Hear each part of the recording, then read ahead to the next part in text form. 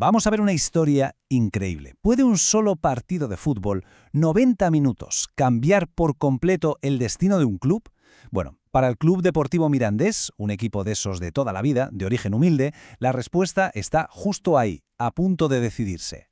Fijaos en esta cifra, 35 millones de euros. Es que es una locura. Todo eso es lo que está en juego en un único partido. Y ojo, que no es solo el premio por ganar, ¿eh? Es literalmente un pasaporte a otra realidad, a un mundo económico completamente diferente. Una puerta abierta a otra dimensión. Así, con estas palabras, lo resume la directiva. Y es que lo clavan. Para un equipo como el Mirandés, ascender a la máxima categoría no es solo cumplir un sueño. ¿Qué va? Es una transformación de los pies a la cabeza. Vale, vamos a meternos de lleno en esto. Para entender de verdad qué significa esa otra dimensión, tenemos que hablar de números. Vamos a desgranar por qué este partido es, sin exagerar, el más importante que han jugado jamás. Es que es brutal. Esos 35 millones de euros vienen sobre todo de los derechos de televisión. Pero no solo eso, claro. A eso se suma una exposición mediática que no han tenido en su vida y, por supuesto, oportunidades de patrocinio que se disparan. Para un club que ha crecido a base de esfuerzo y con lo justo, una cifra así es que ni se la imaginan. Pero claro, para entender el peso de este momento hay que mirar atrás. Porque todo este glamour de los millones choca de frente con los orígenes del club. Vámonos casi 100 años atrás, al momento exacto en que todo empezó. Mirad esto. El club se funda el 3 de mayo de 1927. ¿Y con qué capital? Pues con 666 acciones de 15 pesetas cada una. Hoy en día suena chiste, ¿verdad? Es que es el ejemplo perfecto de sus orígenes humildes. A años luz de los millones que se juegan ahora. Y como se puede imaginar, el camino no ha sido nada fácil. Si echamos un vistazo a su historia, vemos que ha sido una lucha constante, décadas y décadas en las categorías más bajas. Hitos como la inauguración de su estadio, el mítico Andúba en el 50, el primer ascenso a Segunda B, que tardó en llegar en el 77, y el gran salto al fútbol profesional que no llegó hasta 2012. Un viaje larguísimo. Pero si hay algo que define a este club, no son los presupuestos ni los despachos. Es la épica. Son esos momentos de drama puro. Y para hablar de drama, hay que hablar de la liguilla de ascenso del año 2003. Aquello fue de película. Mirad la tabla. Esto es después de los 2 primeros partidos de esa liguilla final. El Mirandés, abajo del todo. 0 puntos. 0. Habían perdido contra el Huesca y contra el Tropezón. El ascenso no es que estuviera complicado, es que era directamente una quimera. Imposible.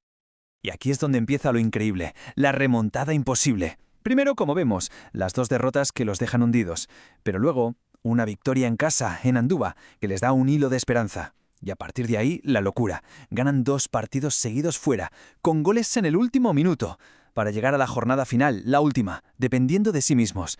Necesitaban ganar, y bueno, lo que pasó fue de auténtico delirio.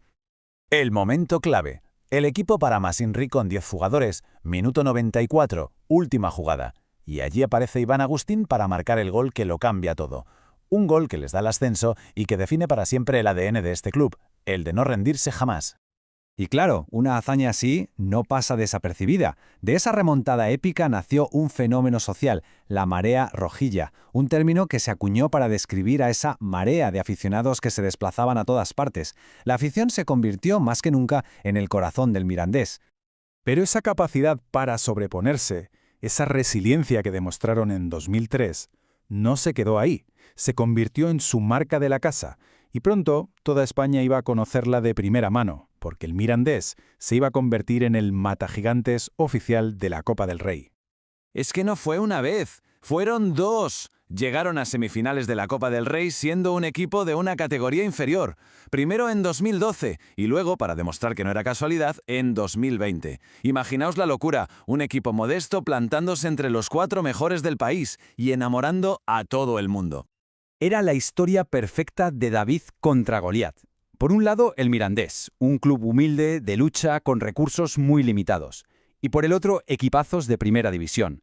Villarreal, Racing de Santander, Español, Celta, Sevilla, gigantes con presupuestos millonarios que fueron cayendo uno tras otro en Andúba. Se ganaron a pulso esa fama de underdog definitivo.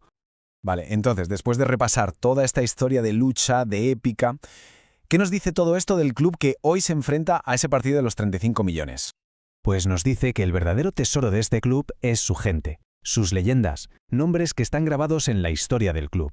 Iván Agustín, el héroe de aquel ascenso de 2003.